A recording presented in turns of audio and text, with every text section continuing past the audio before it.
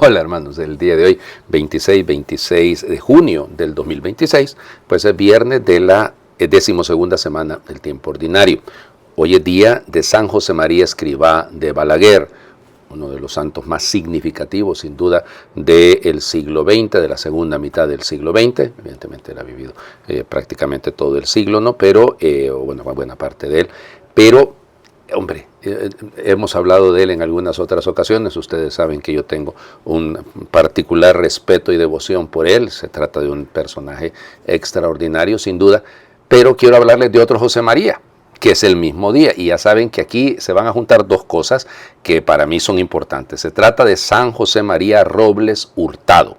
Fíjense bien, hijo de don Antonio y doña Petronila, pues ha nacido él en la localidad de Mascota, así se llama el pueblito, ahí en Jalisco, en México. ¿Qué más? Podemos decir de familia cristiana, netamente, un muchachito que tenía una inteligencia muy particular, ingresa en el seminario de Guadalajara, nació el 3 de mayo de 1888, ingresa, 12 años tenía cuando ingresa al seminario de Guadalajara. Era muy enfermizo de pequeño y entonces casi pues deja el seminario. Algunos dicen que se trataba de un problema más de adolescente que de otra cosa, y bueno, pero ya les digo, inteligentísimo, muy estudioso, realmente dicen que era de los mejores alumnos de su grupo. Luego, fíjense, resulta que experto en catequesis, era muy buen catequista, tanto es así que el propio obispo de Tehuantepec, siendo él seminarista, lo contrata para que se vaya a misionar en toda la región del estado de Oaxaca. Y ahí, pues ya les digo, extraordinario, era un buen hombre. Le confiaron, siendo diácono, le confiaron el ser vicerrector y ecónomo del seminario. Cuando pues alcanza los 25 años, pues es ordenado sacerdote, un 22 de marzo de 1913. Ya les digo, una figura muy especial, ¿no? Se vuelve capellán, entre todas las cosas, de las Siervas de Jesús Sacramentado y además del Instituto del Sagrado Corazón. Y evidentemente desaparecieron a causa de la Guerra Cristera, ¿no? Para que vean ustedes. Devotísimo del Sagrado Corazón de Jesús, ¿ok? Devotísimo. Y entonces, debido a la persecución y todo, pero recuerden que la persecución no solo es la Guerra Cristera, ya venía desde muchos años atrás, ¿no? Entonces se queda ahí en Mascota. Miren, gran escritor. Ok, gran escritor, poeta. De hecho, hoy no vamos a hacer el Salmo 136, que es el que correspondería. Junto a los canales de Babilonia nos sentábamos a llorar, de los sauces colgaban nuestras cítaros. Cantadnos un cantar de Sion. No, ya lo estoy haciendo. No, vamos a hacer una oración de él, que la escribió precisamente un poquito antes de su martirio. Pero ya les digo, preciosos himnos en latín, más de 50 himnos compuso en latín y escribía mucho en la prensa. Ok, escribía mucho, tenía muchos artículos. Bueno, y entonces ya les digo, ahí viene el punto. En la fiesta del Sagrado Corazón de 1915, él dice, ok, vamos a fundar una congregación religiosa. En el fondo él decía, no queremos ser verdugos, sino lo que queremos es ser víctimas del corazón eucarístico de Jesús. Y es así como nacerán las hermanas. Precisamente la congregación se llamará Víctimas del Corazón Eucarístico de Jesús, que luego, bueno, poco a poco va a terminar siendo las hermanas del Sagrado Corazón de Jesús Sacramentado. Pero esto ya para que lo... Estamos en 1918. Fue nombrado párroco, estuvo en Tecolotlán, en Jalisco, y bueno, fue dando por varias regiones, ¿no? Porque ahí estuvo el hombre haciendo muchísimo trabajo. Ya les digo, la gente lo requete quería. La gente lo requete quería porque el trabajo pastoral que él hacía era interesantísimo, ¿no? Y la invitación al trabajo, a la vida de oración, a la vida contemplativa. Bueno, evidente, tuvo que esconderse a partir de enero de 1927 por la persecución, ¿no? De hecho, ya les digo, es que es una cosa terrible, ¿no?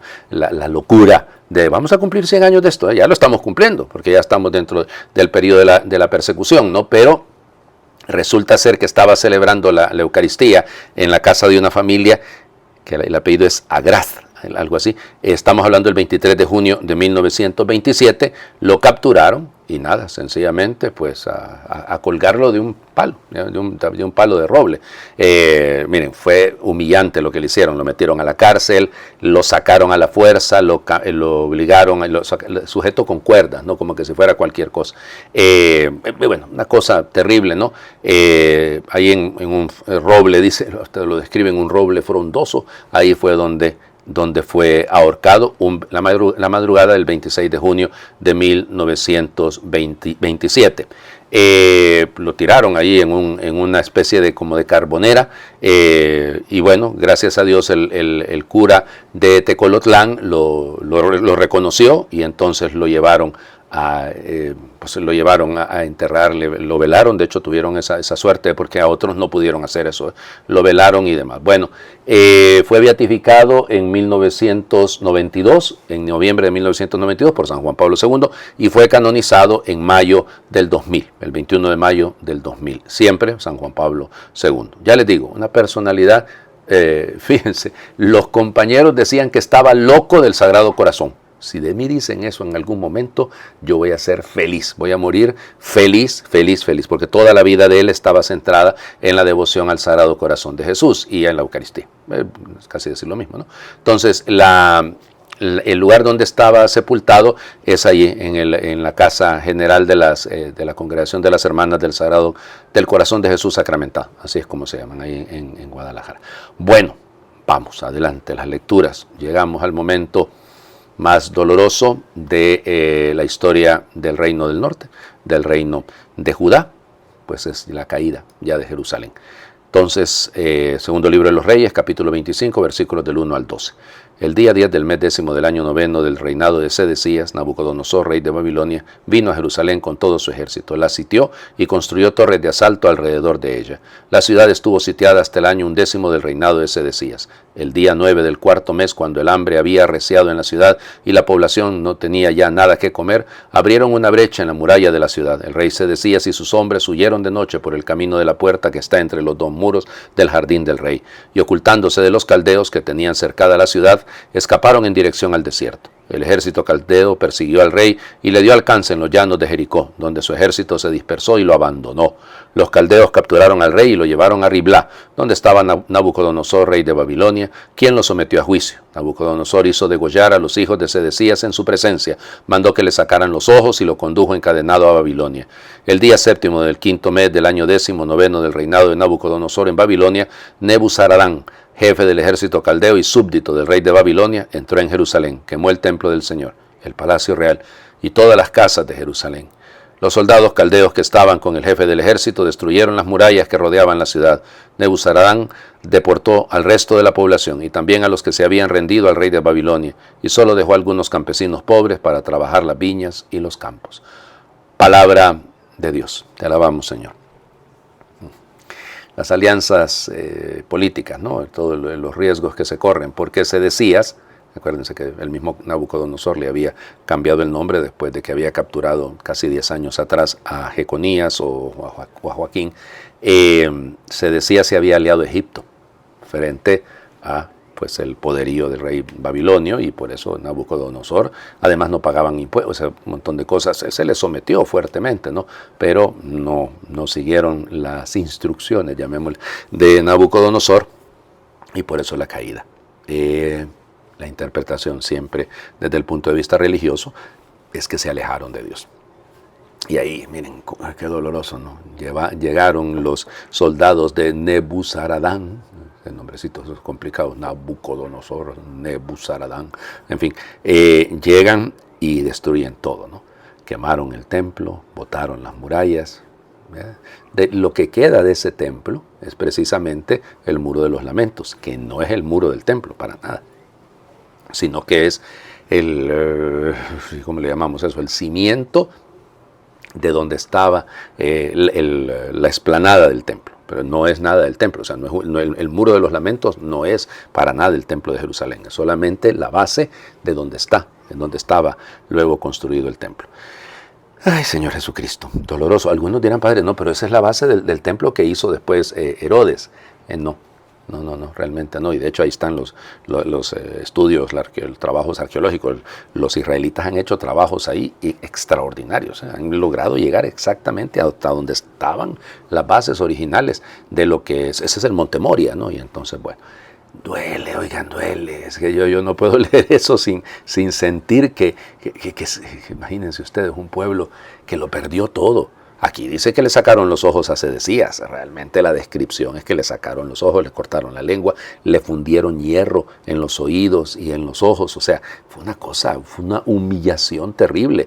Y luego a los deportados no es que los trasladaron así de buenas, los trasladaron amarrados desnudos a marcha forzada. Son más de 1.600 kilómetros. O sea, una cosa, o sea, el nivel de crueldad es, vamos, terrible, ¿no? Acabamos de hablar de el martirio de San José María Robles Hurtado y decir, nos quedamos, madre del Señor, ¿qué es esto? Bueno, es lo mismo. Sí, nos sigue pasando, cuidado, nos sigue pasando. Van a pasar 100 años de la Guerra Cristera y realmente no sé cómo se va a celebrar en México. No tengo ni la más mínima idea de cómo lo harán, pero tendrán que celebrar a sus mártires. Y que son nuestros, perdón que lo digan los mexicanos, ya lo saben que yo les tengo particular cariño. Y nada, es decir, tendremos que celebrarlos y tendremos que celebrarlos. El próximo año será mucho volver sobre estos mártires. Ya, finales de este año también vamos a ir viviendo esos momentos. Pienso en San Joselito, San José Sánchez del Río, allá lo tengo, precisamente, porque también le tengo una gran devoción. Y nada, sigamos, vamos. El Evangelio. Mateo siempre, los versículos que siguen exactamente después del Sermón de la Montaña. Entonces, capítulo 8, versículos del 1 al 4. En aquel tiempo, cuando Jesús bajó de la montaña, lo iba siguiendo una gran multitud. De pronto se le acercó un leproso, se postró ante él y le dijo, Señor, si quieres puedes curarme. Jesús extendió la mano y lo tocó diciéndole, sí, quiero, queda curado. Inmediatamente quedó limpio de la lepra. Jesús le dijo, no le vayas a contar esto a nadie, pero ve ahora a presentarte al sacerdote y lleva la ofrenda prescrita por Moisés para probar tu curación. Palabra del Señor. Gloria a ti, Señor Jesús. Bueno, ok, fíjense cómo Mateo reubica, si lo quieren, lo que escribe Marcos. Evidentemente, Mateo, los expertos lo dicen, conoce el Evangelio de Marcos, lo conoce y al conocerlo, pues a la hora de escribir, entonces él tiene ese material, igual que el material de la fuente Q, así se le llama, antes de Mateo, de Marcos, de Lucas, ha habido otro escrito, ha habido otro que se perdió, ¿ok? Y al perderse, pues tranquilo todo el mundo, no es el fin del mundo, ¿no? Pero ellos se basan en esto, y al basarse en esto, tengo que decirlo, hay una razón de fondo. Entonces, en el Evangelio de Marcos, la curación de este leproso, si lo quieren, está prácticamente al inicio, ¿no? O sea, es de los primeros milagros después del día que Jesús pasa en Cafarnaúm, ¿se acuerdan? La expulsión del demonio, la curación de la suegra de Pedro y todo aquello. Bueno, entonces es lo que sigue. Aquí Mateo lo coloca después del Sermón de la Montaña. ¿Qué es lo que está detrás? Bueno, los expertos dicen una cosa que a mí me parece que es lógica. Ellos son los que saben, ¿no? Lo bello de, dichos y hechos. ¿Ok? Es decir, Jesús dice y al mismo tiempo hace. Ay, esto es importante, ¿no? O sea, es fundamental, ¿no? Porque nos viene bien entender esto. Bueno, cuando Jesús baja del monte, le siguen grandes multitudes. Entonces aquí el verbo catabaino, catabaino es habiendo descendido. De hecho, catabanto dicen en griego. O sea, ha descendido. Bajar, descender. Vamos, ¿es geografía? Sí, pero geografía espiritual, ¿no? Porque piensen en el caso de Moisés, que ha subido al monte, ¿ya? Al monte Sinaí, cuando baja trae la ley. Jesús en el monte ha dado la perfección de la ley, la plenitud de la ley, y ahora empieza la aplicación de lo que él ha hecho, de lo que él ha dicho. Ahora lo hace, y entonces, claro, evidentemente esta imagen lo siguen una gran multitud. Acuérdense del verbo acoluceo, ese seguir, ¿no? Es hacerse discípulo, es seguir a Cristo. No se sigue una idea, no, como decía el Papa Benedicto XVI, me ha venido mucho a la memoria Benedicto XVI últimamente. ¿Cómo se llama? No se sigue a Cristo por razones éticas, se sigue una persona. No se hace uno cristiano por razones éticas, sino por seguir a una persona, ¿no? Y entonces, fíjense, después de enseñar, ahora desciende, baja, se pone al nivel de la gente. Ese es el pastor que va en medio de la gente, de las multitudes. Y entonces se le acerca un leproso, el término leproso, lepros en griego también, ¿no? La lepra, recuerden que no solo es la enfermedad física, no solo es el daño en la piel, ¿no? Sino que es la exclusión social, el hecho de ser un impuro, que eso es lo que iban tocando con una campana, impuro, impuro, impuro, ¿no? Es decir, es una exclusión total. Total, realmente es una cosa terrible, porque él, y de hecho se acerca, dice el texto, proselfon, es decir, se mueve hacia Jesús. Es decir, oye, no, él debía mantenerse aislado, ¿ya? Y además hay una prosquinesis, hay prosquineo, el verbo, se pone de rodillas, se postra. Eso es un gesto de adoración, o sea, es un reconocimiento tácito, más bien dicho, bastante explícito, de la divinidad de Jesús, ¿no? Y lo llama Señor, le dice Kyrie, ¿ya? Si quieres, el verbo el querer teles, ya puedes, está en tu fuerza, en tu dinamis, está en tu dinasai, que me cures, que me catarizai, que me catarsis, acuérdense, hacer catarsis es limpiar, no es purificar, no se puede traducir curar, está bien, no hay ningún problema, eso es lo de menos, pero eso es una pureza, ¿no? Fíjense, este leproso manifiesta mucha humildad, mucha confianza en el Señor. Y además esa confianza es, aquí estoy, Señor, si quieres, lo que tú quieras. Vaya oración más bella, ¿no? Fíjense, no está, si pudieras, Señor, no dice si pudieras, si quieres. Hay un dejarse en tu voluntad, Señor, lo que tú quieras, ahí está, punto, lo que sea. Jesús extiende la mano, es decir, el gesto es propiamente como de una bendición, ¿no? Quiero, queda limpio, ¿ya? Y lo toca. Y esto es el problema. Se vuelve Jesús leproso, ¿se acuerdan que eso pasa también en Marcos, no? Lo toca. O sea, eso el gesto en sí mismo se vuela a la cerca. El gesto es extraordinario. Usted no podía tocar un leproso, hombre. Usted se volvía impuro. No podía estar cerca de él. Además, acuérdense que la santidad en la visión del mundo hebreo pasa por el tema de la pureza ritual, de la pureza. Bueno, entonces, tocar al leproso, vamos, por favor, es un gesto, claro. Y volvemos al telos, el quiero.